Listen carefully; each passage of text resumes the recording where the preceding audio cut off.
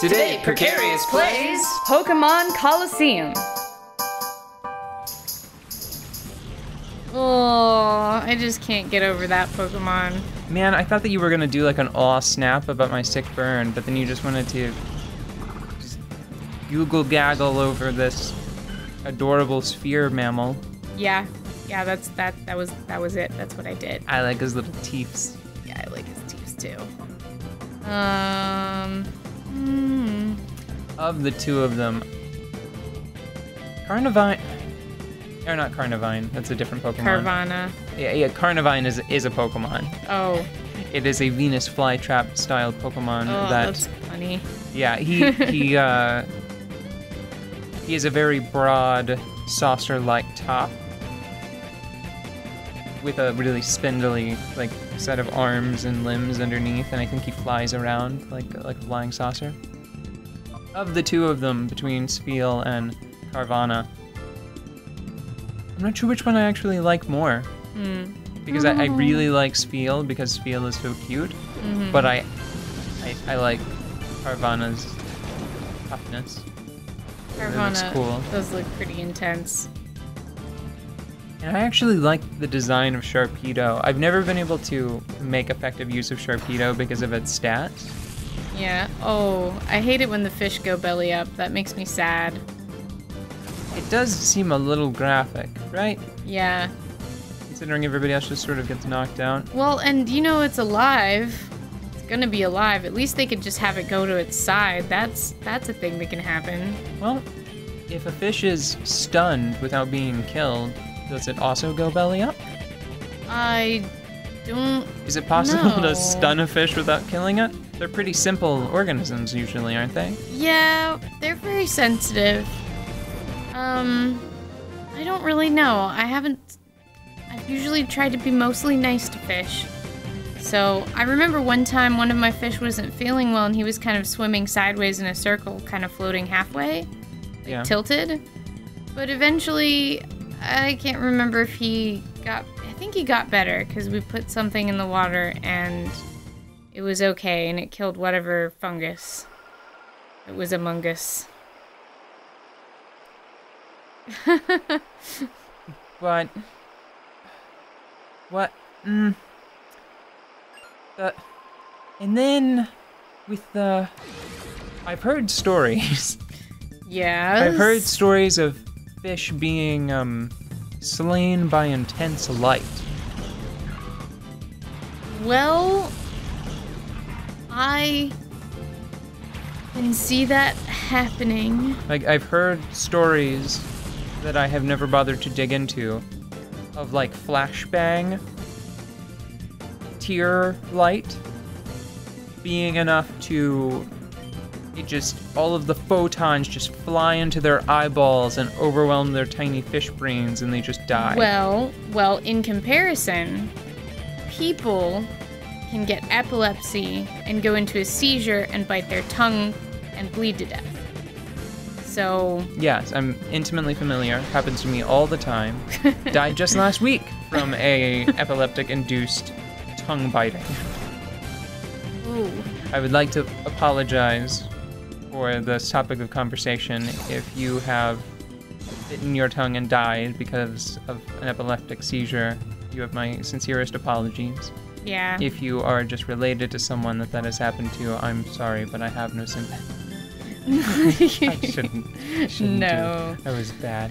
Yeah, but I'm just saying that human beings have issues. Yeah, my grandmother had an a long epileptic episode. I did not realize that someone could have so many consecutive seizures and be untreated and still survive and function. She is a tough lady. Yeah. From what I understand, she was just on a couch for like hours or days.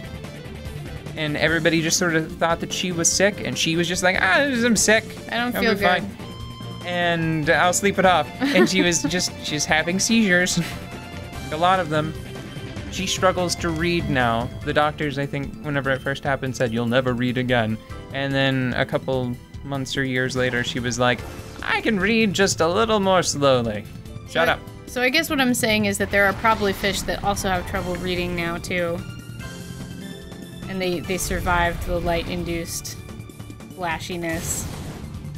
Holy God! You totally just got me with that. I was like, makes sense. Holy gods! I guess a fish wouldn't be able to read after so much photon bombardment. No, certainly not after. Potentially before. Oh God! Know. You know what would be the worst? What? If you like super flashed a fish, and all of the light energies leaked into its brain and gave it a superpowered fish brain, so it would then have the capacity to read, but then it wouldn't be able to because it had gone blind. Then it could just learn fish braille. Perfect. Solved all the world's fish literacy problems. Well, that's good. That's one thing off the list. You're welcome, world. What? What? Cacnea got bigger? Yeah, it's been using growth. That's why it's attacked did so much damage before. Ooh, hypnosis. On Cacnea, sure. Cacnea, maybe. We've already had this problem, this discussion. What's saying? It has a low chance to put the target to sleep. You should probably ignore it and shadow rush that shroomish. Yeah. There's a nice ring to it. See, I get hypnosis on Noctowl. Noctowl looks like the kind of animal that would be like, woo, woo, woo. Oh my God, Swablu, could you just get your head out of your ass? Please. This is the third time. I was trying to think of a clever... I guess, here it is. Shroomish, he managed to do a headbutt.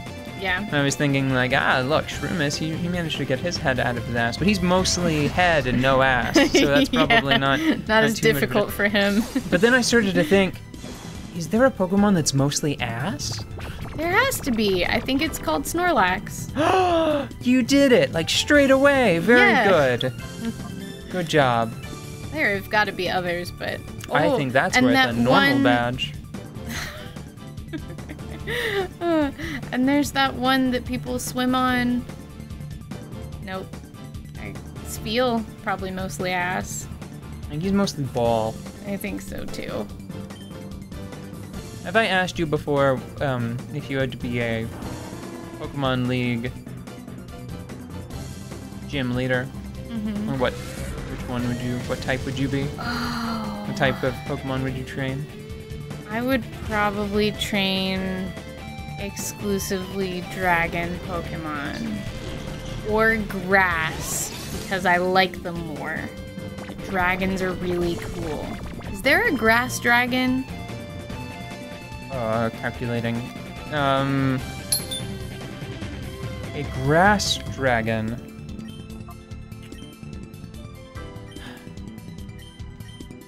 There's an electric dragon.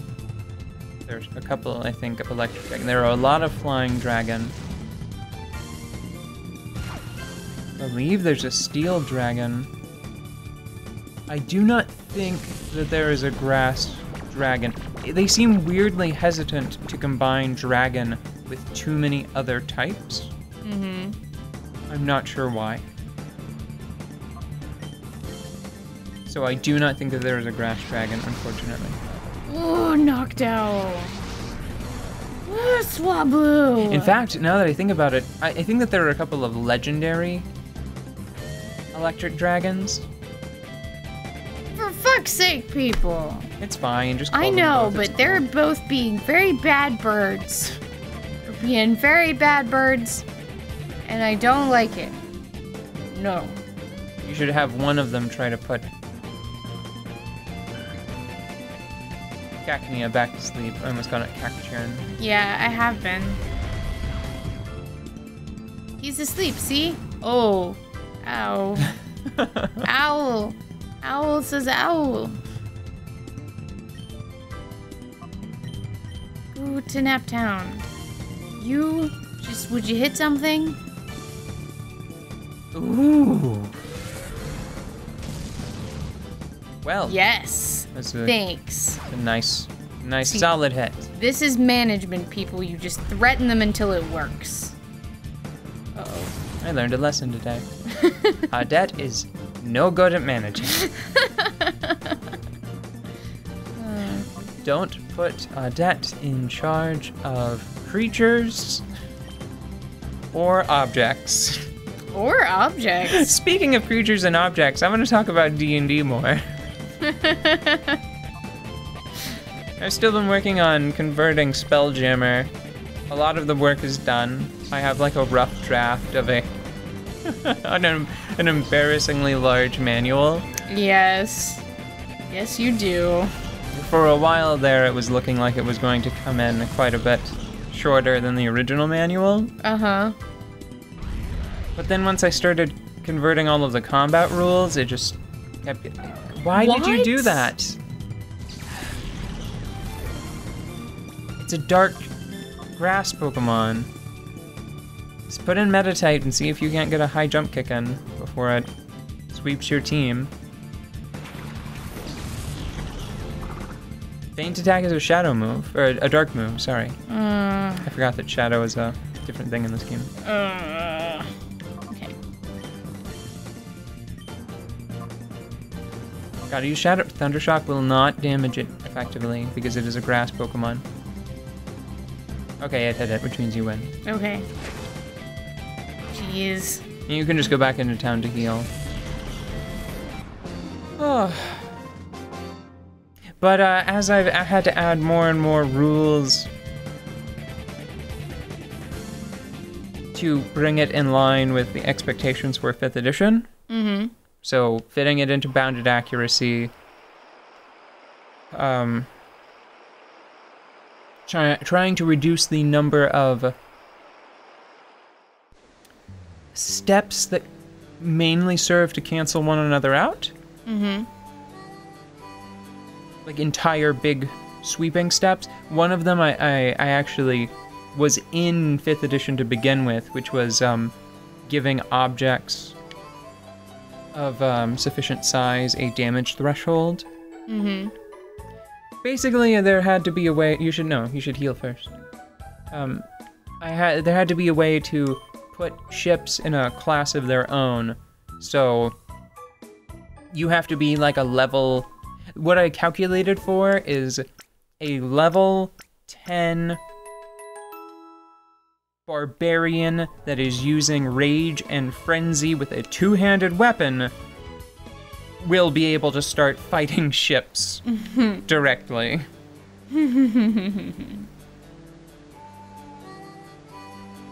But that, you know, that'll take a while.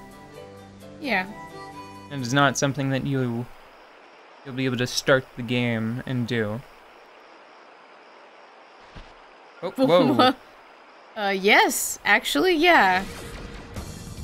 Good job, Cass.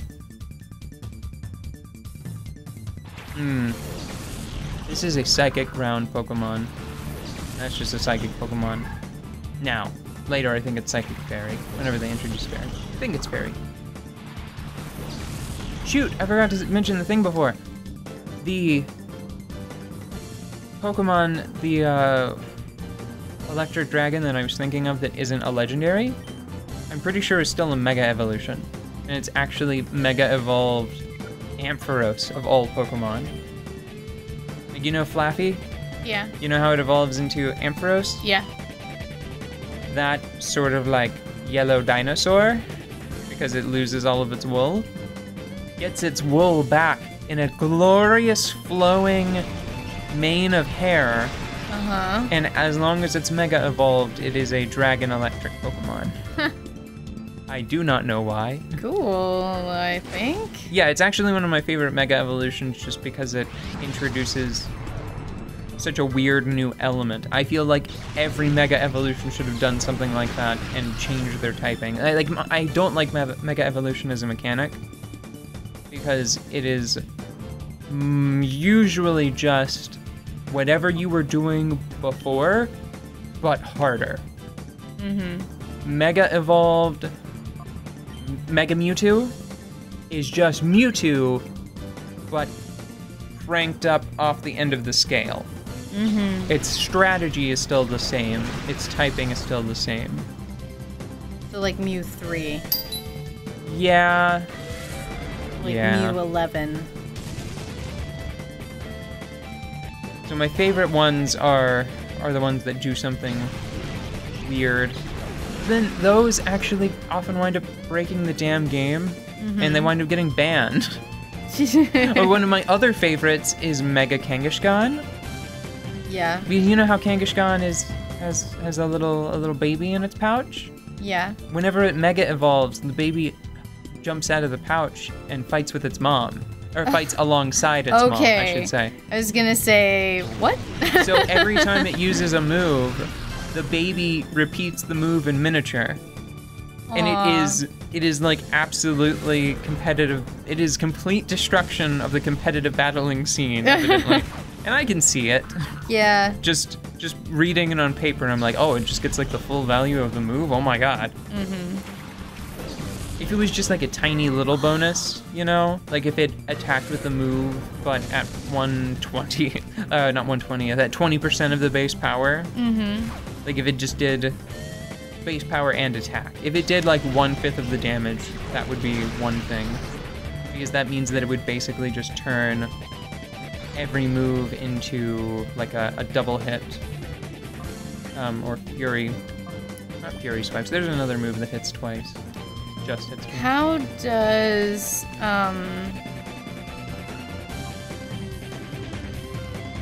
does Flaffy do against Psychic? Very normally, Yanma, I don't think that bugs resist Psychic, but if it has happened to unlock, if its final move happens to be something like Bug Buzz, I don't know if that's Aurora. Well, Yanma has done much better than I ever would have expected it to, so you could still throw Yanma out.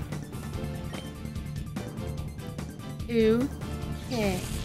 You wanna know what would be cool after all of this is over? After all of your Pokemon survive the Lethal Lads and Lasses League? What?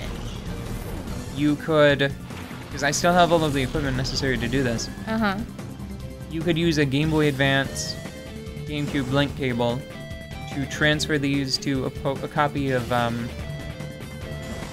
one of the Game Boy Advance games. Yeah? And then like you Leaf can, Green or something?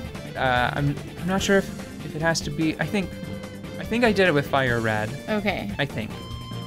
Maybe Emerald. I don't know. You can do it with one of the Game Boy Advance titles we have. And then we can put one of the DS games in the top slot of an older, like a DS Lite. Yeah. And the Game Boy Advance cartridge Can go in the bottom. and then you can trade them. Really on the same thing? It's a one-directional transfer, but yes, you can take the Pokemon from here and put them on the Game Boy Advance, and then from the Game Boy Advance to the DS, and then the DS games can trade with the 3DS games. You could trade them all the way up to, say, Sun and Moon, for example. Oh, I wonder how many people have actually done that. I mean, certainly a lot because everybody freaking plays Pokemon, but... You can, I mean, it's all there. That's why, for me, suddenly, now that I'm thinking about them in this context, Omega Ruby and Alpha Sapphire seem, it feels weird to have remade them. It was weird that they made them again. Yeah. Because Nintendo apparently already assumes that everybody just keeps all of their old stuff like I do. I remember there was a very sweet video for the conclusion of Pro Jared, one of Pro Jared's Nuzlocks, his superstar Pokemon that he that helped guide him to victory over many hard-fought battles. He recorded a video of him going down the row Like he had all of the consoles, all of the handhelds set up in a row with them. Like they were on the title screen, I think. So they were playing the different themes, and he would zoom in, and you'd hear like nee nee nee nee nee nee nee, and then he'd go up a generation, and the song would get better. And like da da da da. And he kept going down the row until finally he was at the most recent game that was out at that point, and there was his Vile Plume, Nuptop, who had saved him. Ooh, what's this? That same move that Espeon has.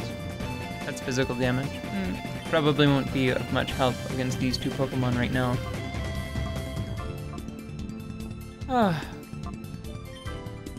That's probably my favorite instance of someone using all of the Nintendo product linkage.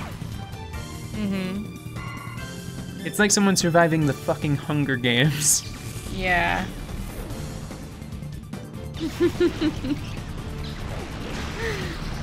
Oh, that Pokemon is going to end up liberating Panem. I don't know what that means. You don't? No, I didn't read those books. Oh. I definitely didn't watch the films. They were good. It was fun. Archery's cool. You know, Katniss is a boss. I don't know. It's super good. Okay, I'll take your word for it. Yeah, you don't have to read them. You've read other things like Actually, them. you know what? I did read the book, but only the first 20 pages and the last 20 pages of each volume. Yeah, well, that's about enough, I think, really, but I liked them. I was impressed with the ending. Because it seemed really like drastic and gruesome and sad. Well, yeah. Yeah. I think that the books were actually better as movies, which I'm usually in the, oh my god, you should have read the book club. Yeah. You know? But there are two properties that I can think of that really break that rule for me. Number one is Narnia. Yes.